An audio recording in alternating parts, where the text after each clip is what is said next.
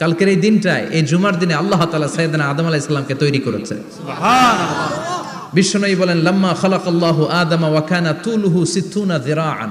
আল্লাহ তাআলা যখন আদম আলাইহিস সালামকে তৈরি করলেন 60 হাত লম্বা করে তৈরি করলেন। সুবহানাল্লাহ। আর আমরাও যারা জান্নাতে ঢুকবো আমাদের আকৃতি থাকবে 60 হাত লম্বা। মজা করে সুবহানাল্লাহ পড়তে পারলেন না? আল্লাহ সাইয়েদনা আদমকে তৈরি করলেন এই জুমার দিনে। আবার সাইয়েদনা আদম আলাইহিস সালামকে পৃথিবীর বুকে তিনি পাঠিয়ে দিয়েছিলেন এই জুমার দিনে। সুবহানাল্লাহ।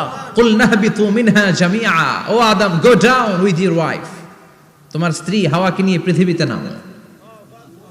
সাইয়েদনা আদম আলাইহিস সালামকে আল্লাহ তাআলা পাঠিয়েছিলেন শ্রীলঙ্কার একটা পাহাড়ে, অ্যাডামস পিক। ওখানে ঐতিহাসিকভাবে প্রমাণিত, এটা হাদিসে নেই, কুতুবুত তারিখে এসেছে। শ্রীলঙ্কা একটা পাহাড় আছে, কলম্বো থেকে অনেক দূর। ওই পাহাড়ের চূড়ায় সাইয়েদনা আদম আলাইহিস সালামের ফুটপ্রিন্ট আছে। ফুটপ্রিন্ট মানে পায়ের ছাপ।